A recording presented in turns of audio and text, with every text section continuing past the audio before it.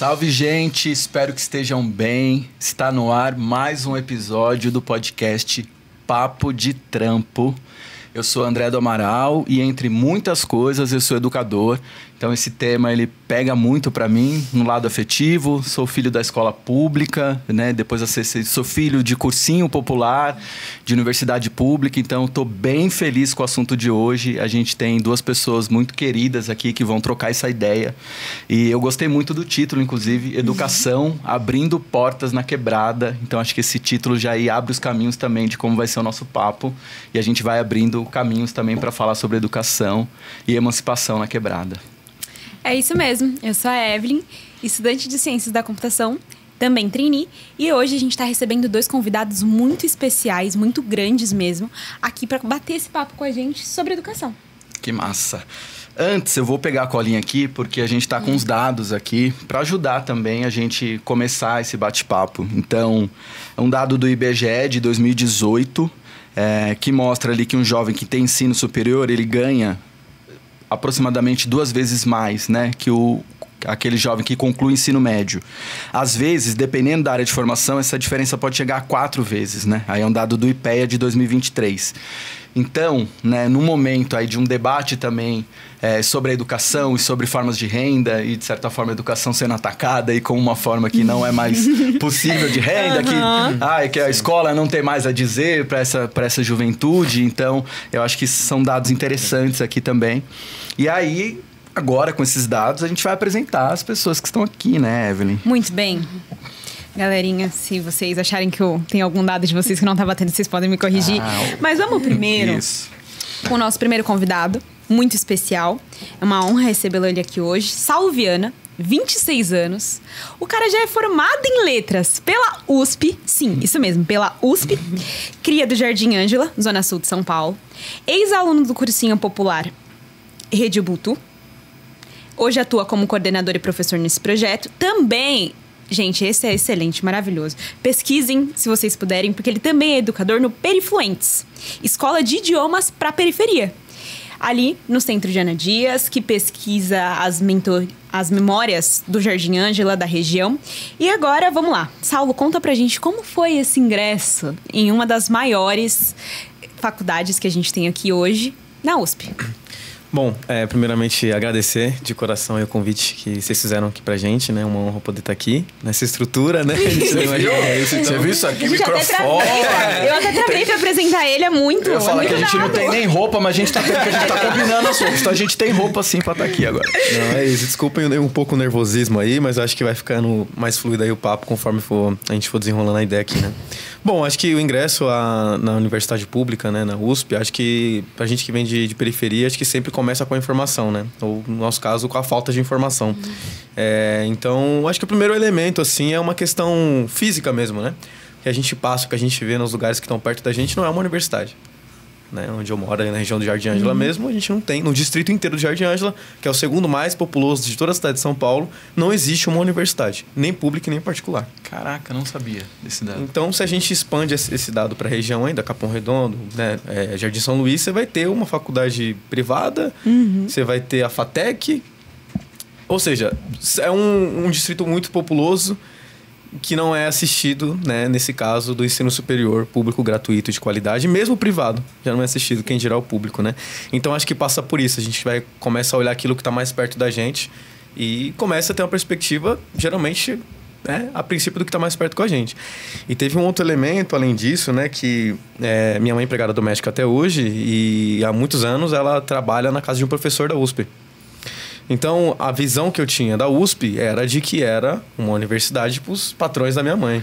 Não era para o filho da empregada. A gente já tem uma visão totalmente diferente desde criança ali. É meio que cada um no seu lugar, assim, socialmente. Esse recado social que é dado, né? Que lugar que você tem que ocupar, né? Sim, e assim, não é uma parada individual. Falar, nossa, esses caras são os monstros, porque eles não. Mas assim, é uma questão de estrutura mesmo, né? E a USP foi desenhada, as universidades públicas foram desenhadas em partes nesse molde, né? De acolher uma elite ali com relação econômica e com uma relação de distância também, porque para chegar de praticamente qualquer periferia de São Paulo, nessa universidade ali, no Butantã, você vai levar um tempo, você não vai ver a universidade que é tão grande, mas que é tão escondida ao mesmo tempo.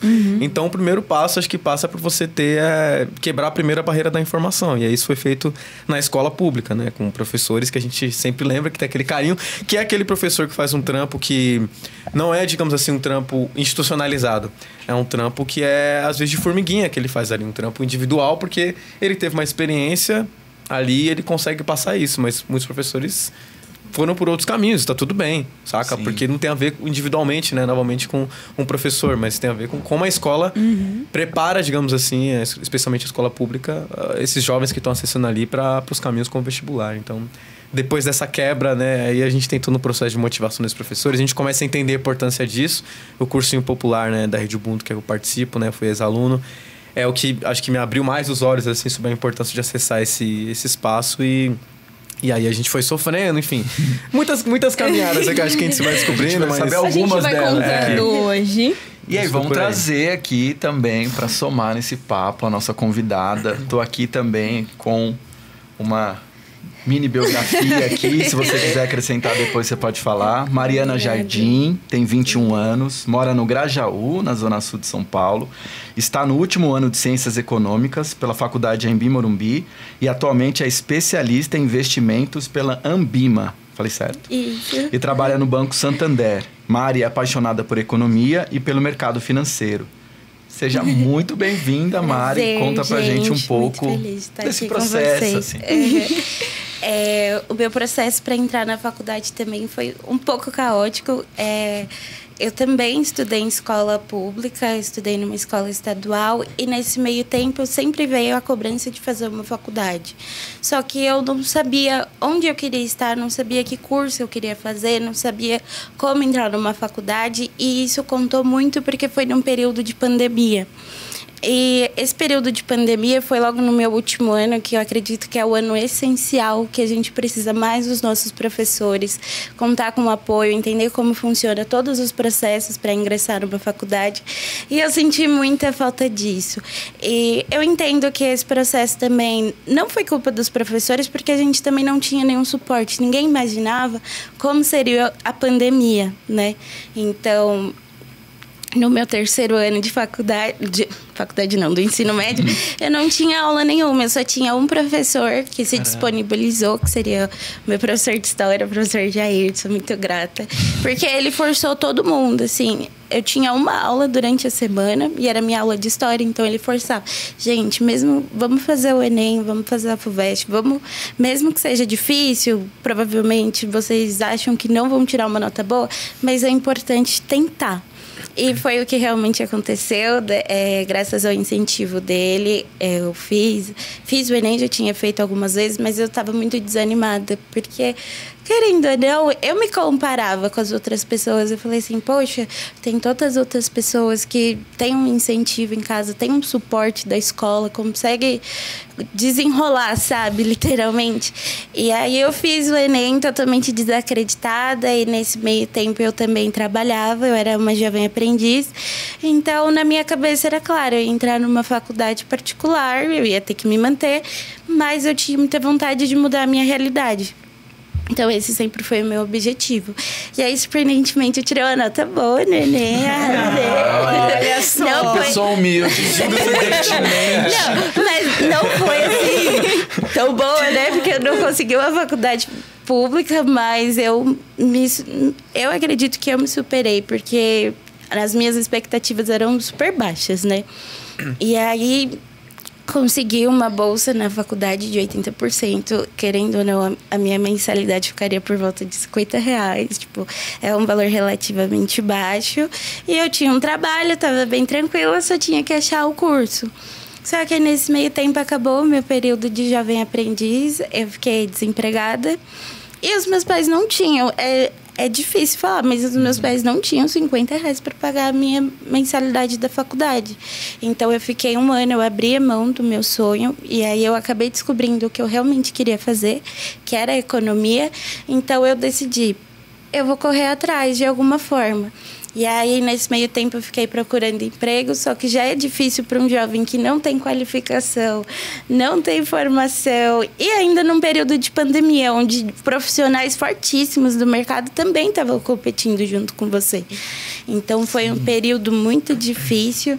E aí, nesse meio tempo, ironia do destino, mas eu fiz um programa de mentoria na UWB.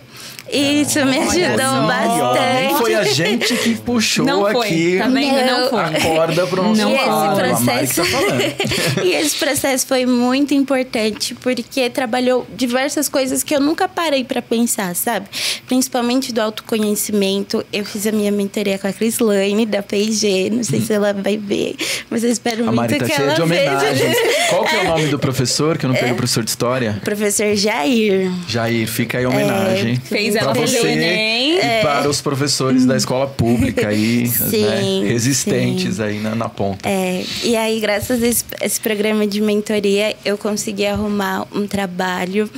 E, coincidentemente, eu descobri que eu queria entrar no mercado financeiro. E a Crislane também me ajudou muito, porque eu falei assim, eu quero tirar uma certificação, porque eu quero ser uma bancária. E ela falou assim, então tá bom, você pode fazer o que você quiser.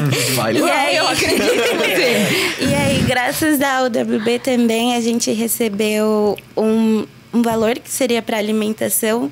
E esse valor para alimentação, como eu estava de casa, eu falei assim, vou guardar e vou fazer a minha certificação. Nossa, nós tivemos uma convidada aqui, desculpa te interromper, mas é só um ponto, a Flávia Porto. E ela comentou que ela recebia o vale, só que ela vendia também nesse processo de custear. Então, assim... E aí ela falou uma frase que eu achei muito interessante, que ela trocava direitos, né? Porque a gente deveria ter direito à alimentação, é constitucional, a moradia digna, e a educação de qualidade. E aí ela trocava o processo da alimentação, precarizava um pouco a própria alimentação para conseguir. Então, por isso que essa relação é desigual. A gente defende tanto a educação, sobretudo a pública, porque ela é transformadora e é ela que está lá, né? Na ponta. E é isso que vocês trazem aqui. Querendo ou não, é difícil acesso, né?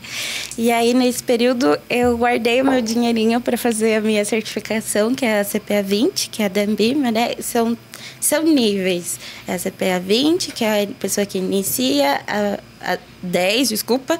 Aí vai para 20, que é uma pessoa que é um pouquinho mais plena, né? Que tem o conhecimento de investimentos. E o último nível, que é de especialista de investimentos. Nossa, eu preciso conversar com você. Eu sou excessivamente humana, assim, conversar sobre investimento. Eu também tô fora desse mercado financeiro. Tem por outro lado. A nossa bancada aqui tá ótima, porque é o Letras e a Economia. Não, a gente tá excelente. Os pontos de vista, a brincadeira do Exatas e Humanas, que a galera adora em cursinho. Aqui, ó, gente, aqui, ó. Eu tinha um professor de matemática, o professor André, meu xará, inclusive. Fica aí os agradecimentos, né? Mais uma homenagem. E ele tinha uma frase, ele ficava zoando a galera de humanas, claro, né? Ele falava errar é humanas, sempre na aula dele. Mas era maravilhoso, porque eu amava aprender matemática com ele e tal. E ele ficava errar é humanas, não sei o quê e tal. Mas eu sou meio fazia termo, uma conta e falava, isso aqui nem você precisa fazer. Tipo assim, humanas, ele não precisa fazer, isso aqui é login, vai demorar muito. Não vai servir. Mas era sensacional. Ótimo, sabe? Essa didática, assim, super me ajudou, assim. Eu vou falar rápido, senão eu vou extrapolar o tempo. Não, tá ótimo. Imagina. Vai lá. Mas graças a esse apoio da UWB, eu consegui guardar o dinheiro da minha prova. Eu não tinha o dinheiro do cursinho, né? Então eu joguei a cara a tapa, o YouTube da vida, corri atrás. E aí, o meu nervosismo durante a prova é porque eu sempre fui uma pessoa muito ansiosa, só que eu tinha muito claro na minha cabeça. Se eu reprovar, eu não vou ter dinheiro para fazer novamente a prova. Então eu fui com o coração na mão e eu passei no limite. Eram 35 questões para passar, eu acertei exatamente 35. Isso! E assim, eu sou uma pessoa muito desacreditada, porque podia mudar o resultado de alguma forma, então eu não comemorava, eu só chorava. Eu falei assim, meu Deus, e agora ou nunca? Você passou e... Eu não acredito, eu não tenho certeza. 35, Enquanto não tiver o certificado na minha mão, eu não sei. Exatamente.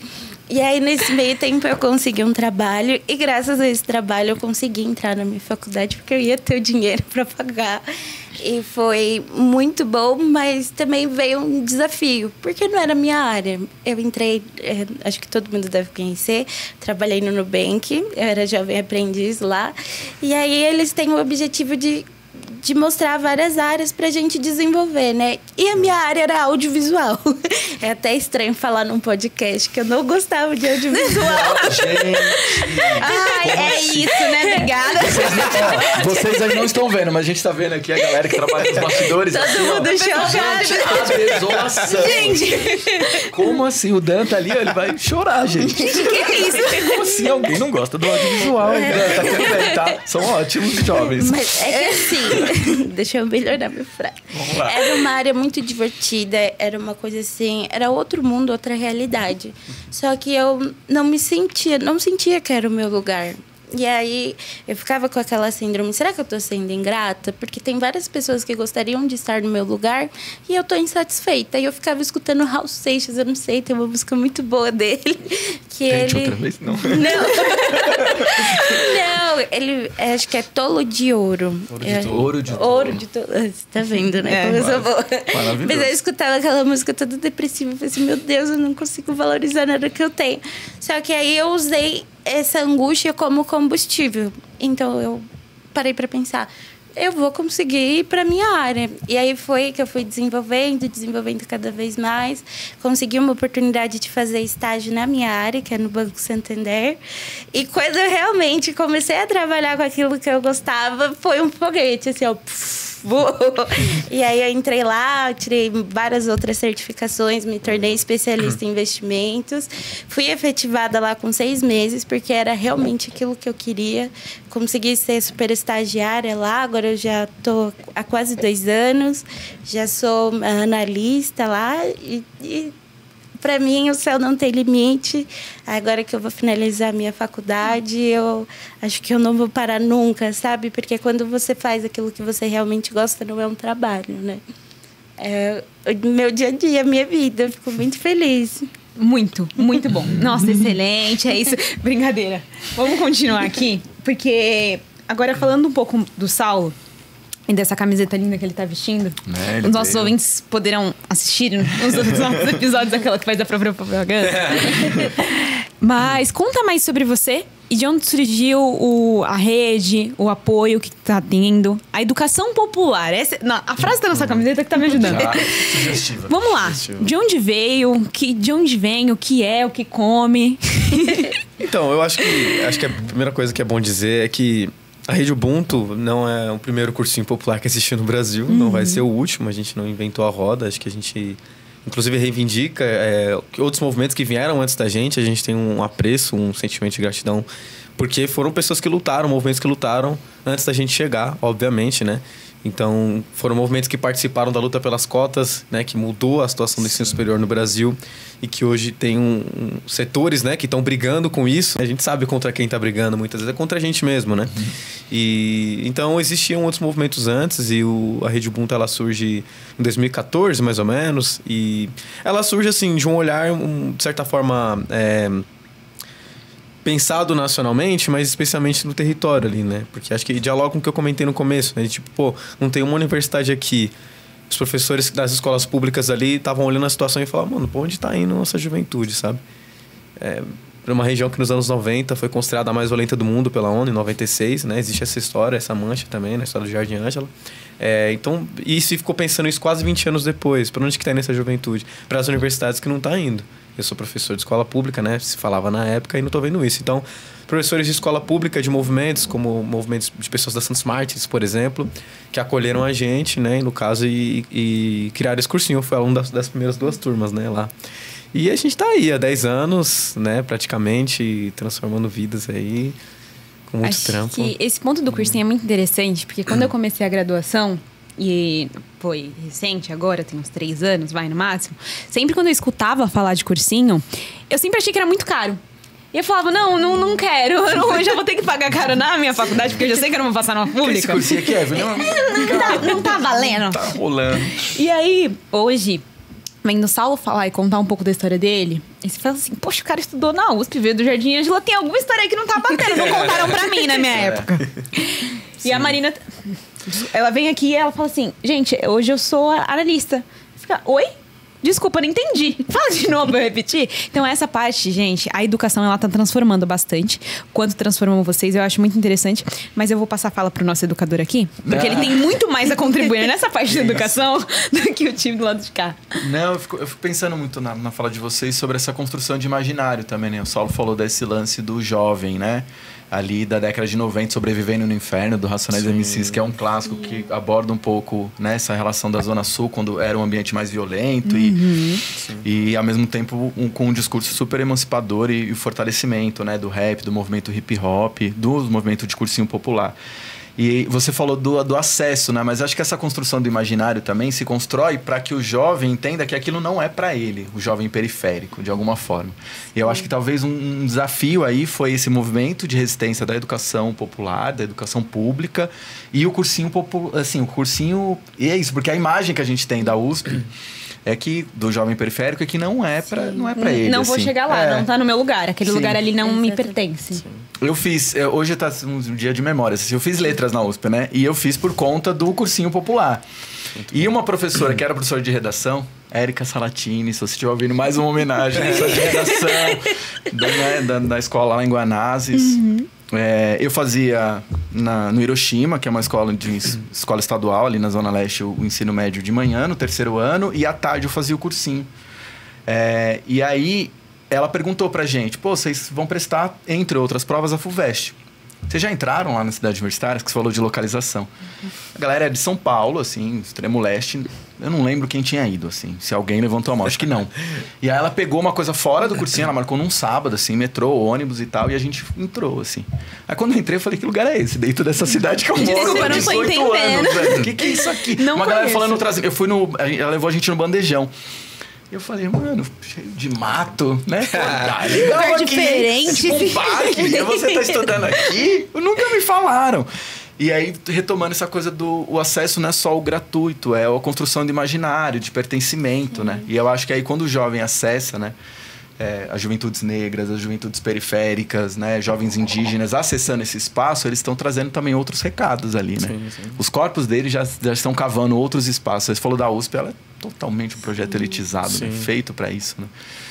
Eu acho que isso tem a ver com o ensino superior de maneira geral, né? Porque, como vocês trouxeram, né, mais cedo nos dados, né? Existe hoje um discurso que ataca isso, né? Que a universidade não é a única porta de renda. De fato, não é a única. Só que os filhos dessas pessoas que fazem esse discurso estão nas universidades, sabe? Então, existe uma contradição ali ao mesmo tempo, né? Errado não está certo. Tem algo aí que não tá funcionando? Tem alguma informação que não tá batendo? Uma coisa que, assim, que acho da hora compartilhar, porque, tipo, mesmo durante a faculdade, escutei muito de alguns colegas que mencionavam, às vezes, assim, pô, por que a gente tá fazendo essa matéria? Pra que serve? E depois de um certo tempo, eu fiquei pensando que, pô, acho que a universidade, talvez, ela seja um lugar pra gente aprender a pensar. Não tem como você prever o que vai acontecer na vida de cada um ali. Você tem que ir lá para aprender a pensar criticamente, olhar de repente a sua realidade ali, pensar em como transformar. Acho que quem vem com uma bagagem de quebrada já tem um pouco mais esse olhar, porque não chegou sozinho, né? Acho que ninguém chega sozinho, né? Especialmente pra gente. Então, acho que esse papel da universidade também, ajudar a gente a pensar. E quem tá atacando essa universidade, talvez também esteja atacando isso, né? De certa forma. Acaba sendo um certo projeto também. Por isso que a gente acha que os cursinhos, eles pautam um novo projeto. Porque às vezes o Darcy Ribeiro falava isso, né? A frase, não sei se já ouviram. A crise na educação não é uma crise, é um projeto. Sim.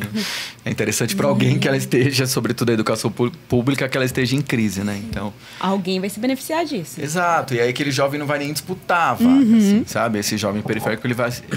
E aqui a gente está com... Eu vou aproveitar, assim, esses diferentes pontos de vista, não só exatas e humanas, mas essa coisa de bolsa em faculdade particular, e trazer a Mari também para a discussão, porque eu acho que essa discussão também passa pelo acesso à renda, por um fortalecimento de que a educação para as juventudes periféricas, ela sim o acesso à renda, e esse discurso agora, muitas vezes um discurso mais fácil aí, e falacioso também, de que a educação perdeu esse papel, né? De que ela está irrelevante nessa construção.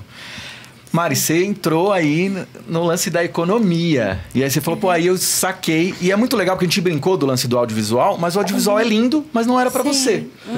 A economia lá com as contas, eu entendi pra passar na FUVEST ali, mas também não é pra mim, sabe? Então, como que é isso, assim, também? A gente eu sempre falo isso, tem uma galera, tomara que esteja uma galera ouvindo e vendo a gente, mas sobretudo jovens, né? E sobretudo jovens de periferia. Então, essa galera que tá ouvindo e vendo a gente, assim... Como que foi essa decisão? Como que a Mari chegou nisso? Como a Mari chegou nas exatas, chegou nessa construção? Porque assim. exatas é interessante. E ela tem um afeto, isso que é legal. E aí tem a galera que é do audiovisual, tem a galera que é do humanas, tem a galera que é da economia. E muito massa descobrir isso, das provas, eu fiquei... Gente, assim, prova de CPA 20, eu já escutei alguém falar há 1000 anos. Assim. Ela explicando e eu aqui. E eu sabe o que eu fiquei pensando durante o tempo? Ela ouvindo Ouro de Tolo. A minha cabeça tava no Ouro de Tolo. Eu falei, mano, mas ela tava ouvindo, eu que sento na poltrona do apartamento. Eu falei, pô, ela tava ouvindo, que louco, ela tomou essa decisão ouvindo essa música, mano. Eu tava vendo a cena. Ela ouvindo Ouro de Tolo e falando, audiovisual não é pra mim. Foi muito além. Então, na verdade, eu sempre tive muita dificuldade para descobrir o que eu ia fazer da minha vida. Eu sempre senti aquela necessidade, porque é uma coisa que é do jovem periférico, que a gente fala, quero mudar a realidade. Então, a gente sempre foca muito na faculdade. Mas aí eu parava para pensar, mas o que eu vou fazer? Qual vai ser o meu curso? E aí, eu sempre gostei muito de história. E também sempre gostei muito de entender de como funcionavam as coisas, principalmente relacionadas a dinheiro. Eu sempre tive essa consciência de classe. E isso me eu sei que eu não tenho, mas eu quero ter. Então, isso aqui me falta, mas vamos estudar. E, na verdade, eu tinha muita necessidade de entender como funcionava, porque na minha cabeça estava errado, entendeu? Então, eu tinha que descobrir alguma forma. Então, eu vi na economia uma coisa muito interessante, porque era a união. Vocês estão falando muito de humanas exatas, mas economia tem sim a sua parte de humanas, viu? Total, e é muito pesado até. Passo perrengue com isso. Você falou que gosta muito de história, né? E aí a gente não associa. Num discurso mais rápido, não associa que alguém que escolheu economia gosta de história. Mas a economia, a parte da história da humanidade passa por ela. Determina muitas coisas, né? E aí eu acabei descobrindo o curso de economia. Eu falei assim, poxa, eu acho que é isso que eu realmente quero. E aí eu comecei a estudar também, tive a união do mercado financeiro, então eu vivi uma vida dupla. Estudava economia de manhã, estudava o mercado financeiro para ampliar os meus conhecimentos ainda mais. E eu via Ouro de Tolo à noite. Raul Seixas e à noite toca Raul, por favor. Pois é, era assim, eu acho que eu realmente me encontrei, me sinto muito feliz. É meio estranho, né? Porque, querendo ou não, a gente cria a imagem na nossa cabeça. E aí, quando eu comecei a buscar um pouco mais sobre o curso, eu via homens brancos, de realidades diferentes. E aí eu falei assim, será que realmente vai ser o meu lugar? Mas aí, depois de muita revolta, muito Raul Seixas, eu falei assim, eu faço o meu lugar. E lá vai ser o meu lugar. A raiva organizada, ela move também. E até onde, assim, se você vê no mercado financeiro, ainda é feito muito por homens, ainda é muito consolidado e a gente trabalha muito para mudar essa realidade. E no meu dia a dia do trabalho, eu já fico muito feliz, porque a minha área é feita por mulheres. Eu não sei se vocês conhecem, mas os fundos de investimentos ali é tudo feito por mulheres. Eu tenho uma chefe que ela é uma mulher negra, periférica também, cria de cursinho. Ela fez faculdade na Zumbi dos Palmares, ela foi uma das criadoras. Então, é muito importante você ter alguém para quem você se espelha, né? E aí, todas as minhas chefes lá são mulheres, então a gente vai trabalhando dia a dia para mudar a realidade, para que os jovens periféricos, assim como eu, vejam alguém que possa se espelhar. Talvez não vai ser um economista que gosta do mercado financeiro, mas vai ver que alguém que saiu do mesmo lugar que ele está desbravando o mundo, sabe? Conhecendo novas coisas, abrindo novas portas, para que eles também tenham essa mesma oportunidade que eu tive. Gente, sensacional essas referências. Eu tenho uma chefe, eu tenho um professor, eu tenho um pai, eu tenho um amigo. Que você vê que começou de baixo também. Normalmente começou da onde a gente veio. E tem aquela visão de... Eu sei pra onde eu quero ir.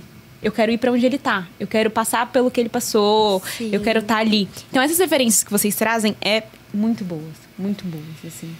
E também pensando nessa galera que tá ouvindo e vendo também, né? A gente tá falando de acesso à renda, mas a Mari traz isso. Então, eu tô no ambiente com homens brancos, né? Tem um perfil ali, porque eles se sentem à vontade. Tem uma construção social que fala, pode vir, cara, que esse mercado financeiro é pra você.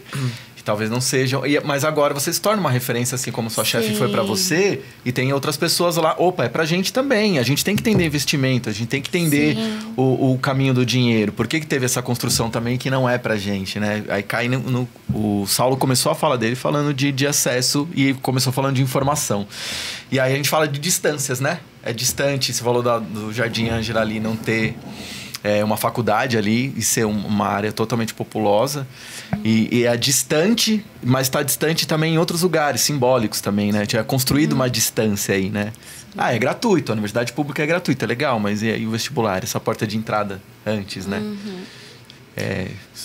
Eu acho que eu senti que você respirou. Calma aí, então. Eu tô pensando, porque, tipo assim, eu acho que a gente já tá num certo momento que, tipo, é isso, a gente tá começando a ter referências consolidadas em várias áreas, acho que algumas ainda caminham bem devagar, né? O mercado financeiro, cara, se jogar assim no YouTube, qualquer coisa que envolva isso, ainda são poucas pessoas, né?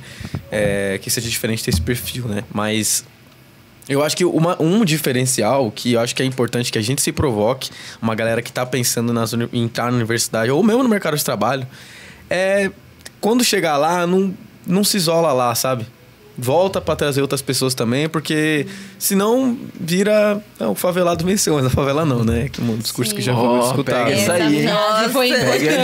Pega essa pedrada. Fica individualizada a parada, né? E aí, sinceramente, assim, é muito legal que alguém, tenha conseguido, mas vai ter outros 20 que não vão conseguir se você não voltar, de repente, e contribuir um pouquinho, saca? Então, a gente tenta passar essa visão também no cursinho, né? De que, é um trabalho coletivo que a gente tá fazendo aqui. Não é um, não é dois, não é três. É todo mundo junto, né? Esse reconhecimento que antes de vocês vieram outras pessoas que abriram. E a gente tá aqui, educação abrindo portas, né? Então, alguém abriu ali para vocês entraram, aproveitaram esse espaço. E agora, nesse espaço, inclusive do podcast, trazendo a vida de vocês estão abrindo outras portas também. Acho que esse voltar é extremamente importante que você falou, né? O lance é coletivo, né? A construção é coletiva. Porque às vezes a coisa é tão competitiva que o lance do passeio no vestibular pode te dar nublar a sua visão com uma coisa meritocrática ali, sabe? Você passou, que legal, mas teve uma construção, cara. Teve um professor de história que falou, vai lá fazer. E a Mari falou, não vou. E aí, vai lá fazer. O Jair tava lá, sabe? Teve os professores, teve a galera que... Então teve essa construção ancestral de vamos lá, vamos fazer, sabe? Quantos não passaram também, né? Tipo assim, o mais normal, infelizmente, é não passar. Estatisticamente falando. Então... Galera, eu queria agradecer muito a vocês, a participação de hoje. Muito! As histórias de vocês foram muito importantes pra gente entender que, indiferente de ser uma faculdade pública ou uma faculdade particular, a gente tem dúvidas, como disse a Mari, a gente tem dúvidas. O Saulo veio de onde a gente não tem informação, mas eu vou pesquisar, eu vou saber como é que é. Onde isso aqui pode ser pra mim, mesmo que digam que não. Então, primeiro agradecer a presença de vocês, por vocês terem compartilhado um pouquinho dessa história aqui com a gente. E, bom, é isso, galera. A educação vai muito mais de um diploma. Vai de saber de onde você veio e ter dúvidas. Tá tudo bem, tá tudo certo a gente não saber. O começo a gente nunca sabe. E... É isso, às vezes você é audiovisual, às vezes você é economia, Gente, às vezes você é letras, né? Mas é isso, vamos, como vocês trouxeram muito bem, assim, né? Essa construção coletiva, procurar esses espaços de construção coletiva, cursinhos populares, assim, essa rede, né? E saber que vocês não estão sozinhos também, tá vendo? Vocês estão aqui com... 3 também, que eu vou colocar a Evelyn, tá vendo? Super jovem. Aqui no nosso podcast, você tem, assim, quem tá ouvindo e vendo novamente, tem 3 referências aí que estão desbravando com a educação, né? E trilhando esse caminho. Foi muito especial, assim, ter vocês. Obrigado, Saulo. Obrigado, Mari. Assim, que o caminho de vocês sejam abertos também, como a gente disse aqui, de caminho, abrindo portas na educação, que o de vocês também sejam muito abertos, assim. E, valeu demais. Obrigado. Muito obrigada, gente. E se liguem nos próximos episódios. Se liguem nos próximos episódios. Tchau. Valeu. Papo de Trampo.